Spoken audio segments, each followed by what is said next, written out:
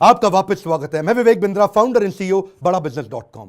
आज मैं एक सन्यासी के विषय में बात करूंगा। वीडियो थोड़ा अलग होगा, आज डिफरेंट होगा। सन्यासी के जीवन से पावरफुल बिजनेस लेसन्स। ये एक अलग ही सन्यासी है। हिल डिवाइन ग्रेस अभय चरणारविंद भक्ति वेदांत स्वामी श्रील प्रभुपाद।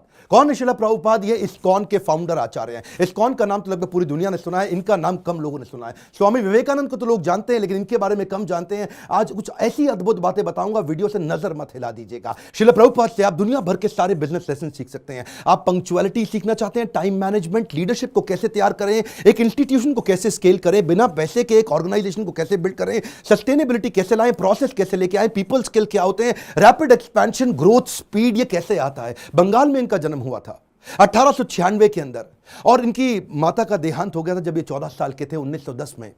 ये स्कॉटिश चर्च कॉलेज गए थे। यूरोपियन लेड एजुकेशन थी, शुरू से ही बहुत तेज थे। अंग्रेजी में इन्होंने पढ़ाई करी, लेकिन इन्होंने डिप्लोमा या डिग्री जो भी थी ब्रिटिश को रिस्पॉन्ड करते वक्त इन्होंने इंडिपेंडेंस मूवमेंट पर उसको लेने से अस्वीकार कर दिया। गांधी के नॉन कोऑपरेशन मूवमेंट में ये बहुत बड़े कॉन्ट्रीब्यूटर रहे। ये कोई शुरू से सन्यासी नहीं थे। प्रयागराज इलाहाबाद में इनका खुद का फार्मेसी का बिजनेस था, पर 1922 में जब अपने गुरु से मिले, इनके गुरु इनको देख के पहचान गए कि श्रील प्रभुपाद की अंग्रेजी तो इतनी अच्छी है कि जब ये अंग्रेजी में बोलेंगे तो अंग्रेज भी डिक्शनरी खोल करके उस समय समझेंगे कि अंग्रेजी में बोल क्या रहे हैं। तभी इन्होंने प्रभुपाद को एक आदेश दिया, क्या तुम मेरे लिए एक काम कर सकते हो? तुम्हारे को शास्त्रों में मन भी लगता है और अंग्रेजी भी अच्छी है, तुम भगवत गीता के ज्ञान को अंग्रेजी भाषा में पूरी दुनिया तक पहुंचाओ, क्योंकि हमारे शास्त्रों को दुनिया में कोई नहीं लेके जा रहा, दुनिया की किताबें हमारे देश में आ रही हैं। श्रील प्रभुपाद ने उनकी इंस्ट्रक्शन को दिल से लगा लिया। गुरु मुख पद्मा वाक्या चित्ते कौरिया ऐक्या, के गुरु के मुख से निकले हुए वाक्यों को चित्त के साथ एक कर लो। अंग्रेजी में भगवत गीता को ट्रांसलेट करना शुरू कर दिया। बैक टू गॉडेड किताब लिखते, भगवत गीता को ट्रांसलेट करते। लैपटॉप टाइपराइटर नहीं हुआ करता था, कंप्यूटर नहीं होता था, मैनुअली लिखते थे। एक साल लगा करके इन्होंने कई पेजेस के अंदर भर करके भगवत गीता को ट्रांसलेट किया। एक दिन फैक्ट्री से वापस आ रहे थे, अपने घर पहुंचे। जब घर पहुंचे तो ढूंढने लगे कागज कहां हैं सारे। इतनी मेहनत की, कागज इनको मिल नहीं रहे थे, बड़े परेशान थे उस समय।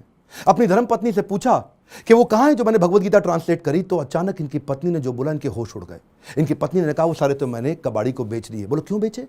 बोला उसके बदले में मैंने चाय खरीद ली, अंग्रेजों ने बताया चाय पीनी चाहिए। प्रभुपाद को बहुत बुरा लगा।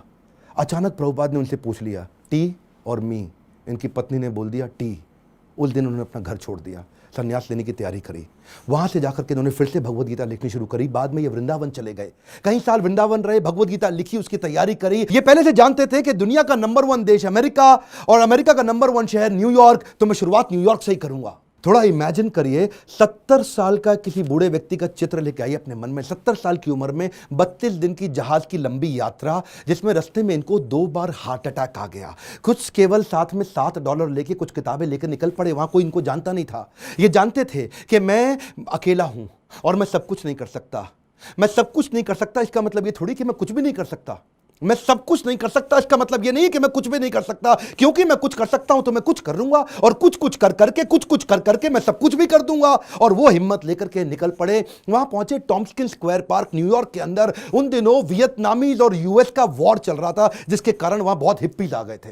हिप्पीज वो हुआ करते थे जो सड़क पर लेट करके इलिसिट सेक्स करना, नशा करना, वहीं पर नंगे लेटे रहना, 2-2, 4-4, 6-6 महीने तक नहाना नहीं। हिप्पीज ने एक्चुअली डिफाई कर दिया अमेरिका को। अमेरिकन सरकार परेशान थी कि ये लोग अपना घर छोड़ चुके हैं, पूरी तरह स्वतंत्र हो चुके हैं और कुछ भी कर रहे हैं। इन्होंने सोचा क्यों ना इन्हीं के साथ शुरुआत किया जाए। सबसे डिफिकल्ट मैन पावर को उन्होंने कल्टीमेट करने का कोशिश किया, उनको डायरेक्शन दिया ताकि मैं कमिटमेंट ले सकूं। धीरे धीरे उनके लिए कीर्तन करना शुरू कर दिया। इनका रूल क्या था? करेक्शन नहीं, मेडिटेशन। एक बार मेडिटेशन करा के इनको करेक्शन दूंगा बाद में, पहले मेडिटेशन बाद में करेक्शन। और वहां जो हिप्पी हुआ करते थे वो उनकी सुनते नहीं थे, बेइज्जती करते थे, इनके ऊपर सिगरेट का धुआं फेंक देते थे, इनको टॉयलेट की लंबी लाइन में पीछे धक्का मार के खड़ा कर देते थे, इनका सामान चोरी कर लेते थे, इनकी बेइज्जती करते थे। पर प्रभुपाद उनके लिए फिर भी भोजन बनाते थे, उनको सुबह शाम भगवत गीता पे कथा सुनाया करते थे, उनके साथ बैठ के कीर्तन करते थे। उनको धीरे धीरे मजा आने लगा। प्रभुपाद ने एक दिन उनसे पूछा, तुम नशा क्यों करते हो? तो बोले, सर मेरे को ना, I want to stay high. मैं नशा क्यों करता हूं? मुझको अच्छा लगता है, I want to stay high. तो प्रभुपाद ने कहा, मैं तुमको ऐसा नशा दूंगा which will keep you high forever. उन्होंने बोला, ऐसा नशा है आपके पास? बोले, वो कौन सा नशा है? बोले, हरिनाम का नशा है। मैं तुमको हरि नाम लेना सिखाऊंगा, मैं तुम्हें भगवत गीता पढ़ना सिखाऊंगा। अगर तुम कृष्ण के आदेशों को समझ गए तो वो सबसे ऊंचा नशा है। जिसको वो नशा लग गया आध्यात्मिक जीवन का, तो भौतिक जीवन के नशे उसके सामने बहुत छोटे पड़ जाएंगे। धीरे धीरे लोगों ने उनकी बात सुननी शुरू करी। ये लोग अपना घर बार पहले ही छोड़ चुके थे। प्रभुपाद को समझ में आ गया ऐसी मैन पावर जिसका कहीं दुनिया में अटैचमेंट नहीं, उनको कल्टीवेट कर गया तो ये मेरे मूवमेंट को पूरी दुनिया में फैला सकेंगे। ये अंग्रेज है और अंग्रेजों की बात पूरी दुनिया जानती है, इसीलिए हंट द राइनोसरस अगर शिकार करना है तो गेंडे का शिकार करो। प्रभुपाद ने सबसे कठिन मुद्दा उठाया और उसके बाद अमेरिका की सरकार भी प्रभुपाद को धन्यवाद करती थी कि तुमने ऐसे लोगों को नशा छुड़वा दिया। वो सारे हिप्पी हैप्पी बन गए। क्या कमॉन, दोबारा सुनिए, हिप्पीज को हैप्पी बना दिया इन्होंने। कैसे हैप्पी बनाया? उनको गुलाब जामुन बना बना के अपने हाथ से खिलाते थे, उनको कथा सुनाते थे और धीरे धीरे उनका हृदय में परिवर्तन आया। और वहीं से प्रभुपाद ने, ये लीडर्स ऑफ लीडिंग लीडर थे प्रभुपाद, मेरी बात सुनिए, एम्पावर करते थे, लीडर्स ऑफ लीडिंग लीडर। इतना विश्वास डाला उनमें, इतना ट्रस्ट डाला उनमें कि उनको बोला यहां से तुम मेरे सारे शिष्य बन चुके हो। 10,000 शिष्य उन्होंने बनाए धीरे धीरे करके यूएस के अंदर। 2 को उन्होंने भेजा यूरोप में, 2 को भेजा अफ्रीका, फिर 2 को ऑस्ट्रेलिया, फिर 2 को रशिया, फिर 2 को इंडिया। ऐसा करते करते उन्होंने सब जगह लोगों को अलग अलग भेजा और बोला अब इस भगवत गीता को तुम लेके जाओ। मैंने तुमको सिखाया, अब तुम दूसरों को सिखाओ। 1965 से 1977 तक लगभग 11-12 साल इन्होंने पूरी तरह अपने आप को झोंक दिया। पैसे की कमी थी इनके पास, सोचा पैसा नहीं है तो अगरबत्ती, पूजा में काम आने वाली अगरबत्ती का बिजनेस इन्होंने अपने शिष्य को करना समझाया। लगभग 3 सालों के अंदर $1 मिलियन का रेवेन्यू आना शुरू हो गया अगरबत्ती के बिजनेस से। किताबें इन्होंने तेजी से लिखनी शुरू कर दी। 5.5 करोड़ किताबें इन्होंने इस दौरान पूरी दुनिया के अंदर बांटी। किताबें बेच करके कुछ फंड रेज किया जिससे इन्होंने मंदिर बनाने का प्रयास किया। अपने शिष्यों को समझाया, उनको सिखाया। वो किताबों को 25 भाषाओं में पूरी दुनिया के अंदर ट्रांसलेट किया। उन दिनों क्या हुआ, सब लोग, अंग्रेज लोग पूरी दुनिया में इनको देख रहे थे। ये कौन इंडियन सन्यासी आया है जिसने भगवत गीता, कृष्ण अर्जुन, जिसकी कोई जानकारी नहीं किसी को, लेकिन गोरे काले हर धर्म के लोग सीखने लग गए। ये रिलीजन से आगे लेकर के चले गए। इन्होंने कहा रिलीजन नहीं, मैं स्पिरिचुअलिटी की बात कर रहा हूं। उसी दौरान एक रिपोर्टर इनके पास आया, बोला Swami ji, India has a factory of producing God. Every weekend a God comes from India and says that I will make you God, start funding me, come on. तो स्वामी जी हैरान हो गए। बोला Swami ji, are you also God? क्या स्वामी जी तुम भी भगवान हो? तो प्रभुपाद ने बोला नहीं नहीं, मैं भगवान नहीं हूं, मैं भगवान का नौकर हूं। तो वो हैरान हो गया। पहली बार कोई ऐसा व्यक्ति आया हिंदुस्तान से जो बोला मैं भगवान नहीं हूं, भगवान का नौकर हूं। तो प्रभुपाद ने बोला नहीं, मुझसे गलती हो गई, मैं भगवान का नौकर भी नहीं हूं, मैं भगवान का नौकर बनने का प्रयास कर रहा हूं। I am all a servant of God, but it is for you to recognize. सारे अमेरिका के अंदर अखबारों में छप गया कि पहली बारी कोई ऐसा इंडियन आया जो बताता है I am trying to become servant of God, I am not God. उन्हीं दिनों हेनरी फोर्ड के पोते एल्फ्रेड फोर्ड इनसे मिलने के लिए आए। हेनरी फोर्ड का नाम बहुत हुआ करता था पृथ्वी के अंदर। प्रभुपाद कम बोलते थे, लिमिटेड बोलते थे। जब एल्फ्रेड फोर्ड इनसे मिलने आए तो प्रभुपाद ने केवल उनसे एक ही क्वेश्चन पूछा, where is Henry Ford now? अब हेनरी फोर्ड जीवित नहीं थे, बस केवल उनकी आंखों में आंख डाल के प्रश्न पूछा। एल्फ्रेड फोर्ड उसी समय घबरा गए। उनको समझ आ गया कि ये जीवन किसी के लिए नहीं है, कोई नहीं बचने वाला यहाँ पे। और उसी दिन उन्होंने प्रभुपाद को सरेंडर कर दिया और उनसे कहा मुझे भी भगवत गीता सिखाइए। ये ऐसे संत सन्यासी है जिनके कारण आज पूरी दुनिया के अंदर सैकड़ों हजारों ऐसे मंदिर बने जहां भगवत गीता पढ़ाई जा रही है, सिखाई जा रही है। पाकिस्तान जहां कुछ भी हो रहा हो, लेकिन आज भी इस्कॉन के 12 मंदिर है पाकिस्तान में जहां रोज शाम को भगवत गीता पे कथा की जाती है। ये बड़ा अनइमेजिनेबल था कि कुछ ही सालों के अंदर इन्होंने 6 महाद्वीप, 6 कॉन्टिनेंट के अंदर 108 मंदिर बना दिए। ये तब किया जब वेंचर कैपिटल नहीं था, कोई एंजल फंड नहीं था, प्राइवेट इक्विटी नहीं था, कोई आईपीओ नहीं निकाला, कोई बैंक लोन नहीं है, कंप्लीटली बूटस्ट्रैप्ड, सैलरी देने का पैसा नहीं है, लाइफ टाइम वॉलंटियर्स इकट्ठे किए। 10,000 उन दिनों इन्होंने अपने शिष्यों को लेटर पे लिख लिख के बात किया। इमेजिन करिए, कम्युनिकेशन बहुत स्लो था। मैं सोचता हूं कई बार अगर प्रभुपाद आज होते ना तो भगवत गीता इंडिया की राष्ट्र पुस्तक नहीं होती, पूरे विश्व के अंदर होती। इतनी स्पीड थी प्रभुपाद की। उस समय जब अपने शिष्यों से बात करते थे तो न्यूयॉर्क से साउथ अफ्रीका चिट्ठी भेजते थे। वो चिट्ठी में प्रश्न पूछता था, जवाब देते थे, फिर चिट्ठी वापस आती थी, फिर उसका उत्तर देते थे। इमेजिन करिए 10,000 ऐसे लेटर लिखे इन्होंने, कितना समय की कमी रहा होगा। इनके इतने सारे philosophical issues, managerial issues, personal issues, professional issues, सब पे गाइड किया करते थे। व्हाट्सएप नहीं था, कम्युनिकेशन नहीं था, वहां पे फ्लाइट तेज नहीं जाती थी। बावजूद उसके इन्होंने 12 साल के अंदर 15 बार पूरी पृथ्वी का भ्रमण किया।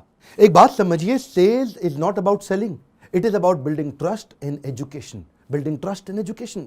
विश्वास बढ़ाओ, एजुकेट करो, विश्वास बढ़ाओ, एजुकेट करो। दुनिया भर में इतना विश्वास बढ़ा दिया, एजुकेशन बढ़ा दिया भगवत गीता के बारे में कि बीटल्स, जो उस समय बहुत फेमस हुआ करता था, बीटल्स के जॉर्ज हैरिसन ने अपना 70 एकड़ का फार्म वॉटफोर्ड में लंदन के नजदीक इनको डोनेट कर दिया। वो इनका शिष्य बन गया और अपने रॉकस्टार गानों के साथ साथ कीर्तन करने लग गया, हरे कृष्णा। उन्हीं दिनों प्रभुपाद जी साथ साथ इतनी किताबें लिखना चाहते थे, जानते थे मैं बूढ़ा हो गया हूं, सारी चीजें लिख के चला जाऊं ताकि लोग उसको आसानी से फॉलो कर सकें। उन्होंने खुद से लिखना बंद कर दिया, डिक्टाफोन ले लिया।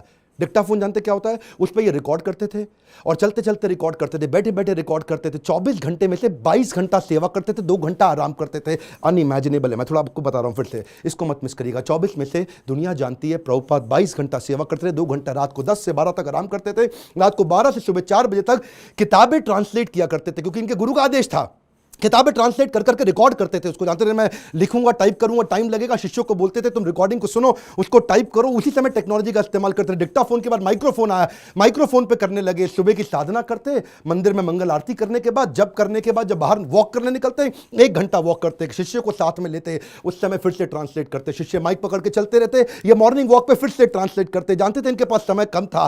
प्रभुपाद ने अपने 12 साल के अंदर वो काम किया जो कि बिल्कुल अकल्पनीय है। इसमें मैं आपको एक बात सिखाना चाहता हूं, इसको बोलते हैं EFA, elephantine focused advantage. Elephantine focused advantage, इसको बोलते हैं अव्यर्थ कालत्वम। संस्कृत का शब्द है अव्यर्थ कालत्वम, यानी कि इतना सा भी समय वेस्ट नहीं करना, ऑब्सेसिव अटेंशन टू डिटेल। और इसको क्या कहते हैं OAD, obsessive attention to detail. हाथी के बराबर हाथी शब्द इस्तेमाल किया गया, एलिफेंटाइन फोकस, क्योंकि लगना चाहिए आपको बहुत भयंकर फोकस है ये। मेरा एक दोस्त है, वो मुझे क्या कहता है कि यार विवेक, मेरे को 12 साल लग गए एक फैक्ट्री को 2 फैक्ट्री बनाने में। सुनिएगा, 12 साल लगे एक फैक्ट्री को 2 फैक्ट्री बनाने में, जिसमें मैंने बहुत पैसा लगाया। प्रभुपाद बिना पैसे के एक मंदिर को 108 मंदिर बना दिया 12 साल के अंदर। ये किया कैसे? बिना तनख्वाह दिए। मैं इतनी तनख्वाह दे रहा हूं, लोग काम नहीं कर रहे, ये बिना तनख्वाह के लोगों से इतना काम करा लेते हैं। इसी को बोलते हैं कि वैकुंठ से जब व्यक्ति आता है और ऐसी लीडरशिप बिल्ड करता है, ऐसी लीडरशिप वाला व्यक्ति इतना एम्पावर कर देगा कि एक ऑर्डिनरी आदमी से एक्स्ट्रा ऑर्डिनरी काम करा जाएगा। जब जेब में पैसा हो तो स्पीड आ जाती है। सुनिएगा ध्यान से, जब जेब में पैसा हो तो स्पीड तो आ ही जाती है, लेकिन प्रभुपाद की जेब में पैसा नहीं था। ये थोड़ा सा अनइमेजिनेबल केस स्टडी है कि लो कॉस्ट हाई स्पीड। सुनिएगा ध्यान से, बिना पैसा लगाए लो कॉस्ट पे हाई स्पीड कैसे बिल्ड करें? इसका तरीका क्या है? अर्जेंसी और पीपल स्किल। प्रभुपाद अद्भुत व्यक्ति थे। अर्जेंसी और पीपल स्किल। शिष्य तंग करते थे, शिष्य गलतियां करते थे, प्रभुपाद टॉलरेट करते थे पीपल स्किल के साथ में। शिष्य इनको बहुत दुखी करते थे, प्रभुपाद टॉलरेट करते थे पीपल स्किल के साथ में। स्पीड बनाए रखी पीपल स्किल के साथ में। लोग दुखी भी नहीं होते थे, स्ट्रेस भी नहीं होते थे, क्योंकि प्रभुपाद प्रेम इतना देते थे। उनका प्रेम एक समुद्र की तरह था। श्री गुरु करुणा सिंधु, ऐसा करुणा का सिंधु सागर थे ये। इन्होंने एक बार जब ये अपने शिष्यों को लेकर के रथ यात्रा ज्वाइन करने गए जगन्नाथपुरी के अंदर, तो वहां पे मंदिर के अंदर अंग्रेजों को जाना मना है। हिंदू मंदिर है, वो कहते हैं अंग्रेज को, लोगों को हम नहीं क्रिश्चियंस को अंदर जाने देंगे। प्रभुपाद ने बोला अगर तुम मुझे जगन्नाथ जी के दर्शन करने नहीं जाने दोगे, मैं जगन्नाथ जी को पूरी दुनिया में ले जाऊंगा। उसके बाद उन्होंने रथ यात्रा करनी शुरू करी और वहां से पूरी दुनिया में रथ यात्रा का प्रचलन चालू हो गया। प्रभुपाद वो पहले व्यक्ति थे जिन्होंने आज पूरी पृथ्वी पर रथ यात्रा और जगन्नाथ जी के दर्शन कराने शुरू किए। यहां पे ये रुके नहीं, इसके बाद उन्होंने सोशल और चैरिटेबल काम भी किए। World largest vegetarian food relief programme शुरू किया जिसका नाम है food for life. Sunday feast, ये दुनिया भर के अंदर हजारों मंदिरों के अंदर रोज शाम को हजारों लोगों को फ्री में खाना बढ़ता है। इंडिया में मिड डे मील की स्कीम को एक्वायर कर लिया उन्होंने, सरकार की स्कीम को इस्कॉन ने। क्या किया आज आपको जान के हैरानी होगी, बुद्धि चकरा जाएगी। 14 लाख गरीब बच्चों को रोज मिड डे मील का भोजन आज इस्कॉन अपने मंदिर से बना करके भेजता है। Can you imagine? 14 लाख बच्चों को कभी अपने आप को पॉपुलराइज नहीं किया, कभी अपनी इन्होंने गाथा नहीं गाई, कभी अपने आप को भगवान नहीं बताया, कभी अपने आप को अपनी तारीफ नहीं करी, अपनी सेवाओं को आगे रखा और बिना प्रमोशन के किसी को कभी प्रमोट नहीं किया। जानते हैं अमेरिका के अंदर भी आपको तो मालूम है स्टीव जॉब्स का स्टैनफोर्ड यूनिवर्सिटी का वो लेक्चर, जहां पे उसने खुद ही माना था कि मैं रोज, मेरे पास पैसा नहीं हुआ करता था, एक खाना खाने के लिए एक बार का 7 मील पैदल चल के हरे कृष्णा मूवमेंट पे फ्री का खाना खा के आया करता था। I would walk the 7 miles across town every Sunday night to get one good meal a week at the Hare Krishna temple. वैसे एक बात बताऊं, सुषमा स्वराज बोल बोल के थक गई थी कि भगवत गीता को राष्ट्रीय पुस्तक घोषित कर दो, श्रीमद् भगवत गीता को राष्ट्रीय पुस्तक घोषित किया जाए। आज ये प्रभुपाद के चलते न्यू जर्सी की सेटन हॉल यूनिवर्सिटी के अंदर भगवत गीता को कंपलसरी कर दिया। हरे कृष्णा मूवमेंट से भगवत गीता को लेके कैम्ब्रिज इंटरनेशनल यूनिवर्सिटी यूके के अंदर 2020 से वहां पे भी किताबें कंपलसरी कर दी कि भगवत गीता सिखानी चाहिए। क्यों? क्योंकि ये आपको वैल्यूज देंगी, मोरालिटी देंगी, कैरेक्टर देंगी, एथिक्स देंगी, प्रिंसिपल देंगे, ताकि आप एक इंसान को मजबूत बना सको। बहरहाल उनके पास समय कम था। 1977 में जब वो शरीर छोड़ने वाले थे, उनका वजन आधा हो चुका था, इतने पतले, इतने कमजोर हो चुके थे कि उनके शरीर पे स्किन बची नहीं, हड्डियां और नसें बची थी। जब डॉक्टर भी मिलना आता था ना, उसकी भी बुद्धि चकरा जाती थी कि मैं कैसे दबाऊं, कहीं ऐसे नसों से हड्डी में लुक चुप के दर्द ना होने लग जाए इनको। शिष्य लोग आसपास देखते थे डॉक्टर का मुंह कितना इंच खुला हुआ है, ऐसा ऐसा। डॉक्टर हैरान होता था, इंच नापते थे ऐसा कि ये कैसा व्यक्ति कर रहे हैं ये। इस समय कॉन्शियसनेस को बिल्ड करना पॉसिबल ही नहीं है। प्रभुपाद के सारे ऑर्गन्स काम करना बंद कर चुके थे, उनकी उम्र बहुत ज्यादा हो चुकी थी, लेकिन उस समय डेथ बेड पे, क्षमा चाहता हूं गलत शब्द यूज कर रहा हूं, ऐसे लोगों की कभी डेथ नहीं होती, लेकिन उस समय उस बिस्तरे पे भी लेट करके प्रभुपाद शरीर छोड़ने से पहले भी ट्रांसलेट कर रहे हैं भागवतम को कि मेरे जाने से पहले मैं अपने गुरु के आदेश को पूरा करके जाऊं। अद्भुत। डॉक्टर बोला संभव ही नहीं है, ये बिल्कुल पॉसिबल नहीं है। So, if we have the chance of association with devotees, जानते हैं ये प्रभुपाद ऐसे व्यक्ति थे, जाने से पहले इन्होंने पूरा मैनेजमेंट मैनकॉम, कॉर्पोरेट्स के अंदर ना मैनकॉम होता है, मैनकॉम का मतलब क्या है, मैनेजमेंट कमिटी। तो प्रभुपाद चाहते थे मैं इसको फैमिली रन बिजनेस की तरह ना चलाऊं, इसको इतना प्रोफेशनल कर दूं जैसे बड़े कॉर्पोरेट्स होते हैं वो फैमिली की तरह नहीं चलते, प्रोफेशनल तरीके से चलते हैं। उन्होंने एक मैनेजमेंट कमिटी बनाई, 12 लोगों की लीडरशिप तैयार करी, बोला जो भी डिसीजन होगा, जो भी पॉलिसी होगी, ये 12 लोग मिलकर के करेंगे ताकि कभी भी करप्शन ना लेकर के आए। जब भी अकेले का खुद का बिजनेस होता है तभी करप्शन आता है। कई ऐसे गुरुजी हैं जिनके बेटे भी अपने आप गुरु बन जाते हैं, उनके बेटे भी अपने आप गुरु बन जाते हैं। यहां पे केवल काबिल व्यक्ति को गुरु बनाया जाता है, यहां पे गुरु को नहीं प्रमोट किया जाता, यहां भगवत गीता को प्रमोट किया जाता है। एकर्स ऑफ एकर्स प्रॉपर्टी बना ली प्रभुपाद ने, लेकिन अपने बच्चों के नाम पे एक प्रॉपर्टी नहीं करके गए, सब कुछ सोसाइटी के नाम पे कर दिया। प्रभुपाद कहते थे कि बिलीफ स्पिरिचुअल होगा और बिहेवियर प्रोफेशनल होगा। सिस्टम सुनिए, कम ऑन, बिलीफ स्पिरिचुअल होगा और बिहेवियर प्रोफेशनल होगा। वो क्या कहते थे, प्रिंसिपल ग्लोबल है, ग्लोबल प्रिंसिपल पूरी दुनिया में एक जैसे होंगे लेकिन रिसोर्सेज लोकल होंगे। अगर आपको पैसा चाहिए तो लोकल जगह से रेज करो, लोकल जगह पे खर्च करो। पैसा ना इस देश से उस देश जाएगा, ना उस देश से इस देश आएगा। प्रिंसिपल ग्लोबल होंगे और खर्चा रिसोर्सेज लोकल होंगे। यही मैं आपको बताना चाहता हूं, अगर इस प्रकार की लीडरशिप आप बिल्ड कर सके तो आपको जिंदगी के अंदर इसके लिए लीडरशिप क्वालिटी चाहिए, और वही मैं सिखाता हूं अपने प्रोग्राम्स के अंदर। इसको बोलते हैं लीडर, जिससे आप सारे स्पिरिचुअल भी और बिजनेस भी सारे लेसन एक साल ले सकते हो। रियल लीडरशिप वीडियो को डाउनलोड व्हाट्सएप पे करके पूरे देश में पहुंचाइए। स्वामी विवेकानंद को जानते हैं, श्रील प्रभुपाद को भी पहुंचाएंगे पूरी दुनिया के अंदर। भारत रत्न मिलना चाहिए ऐसे व्यक्ति को, ये मेरी आपसे प्रार्थना है। बहुत सीरियस हूं मैं आज, मैं अपने दिल से बोल रहा हूं। आज इनका जन्मदिन है, आज सारे व्हाट्सएप ग्रुप में, सारे फेसबुक ग्रुप में, अपने यूट्यूब चैनल पे इस वीडियो को निकाल के अपलोड करिए, पूरी दुनिया में पहुंचाइए। प्रभुपाद जी के बारे में पता चलना चाहिए। और अगर आपको वीडियो कहीं से मिला है, चैनल सब्सक्राइब करके बेल आइकॉन हिट करिए ताकि ऐसे वीडियो आपसे मिस ना हो सके। मेरे साथ जुड़े रहने के लिए, हर बार वापस आने के लिए आप सबका दिल से धन्यवाद।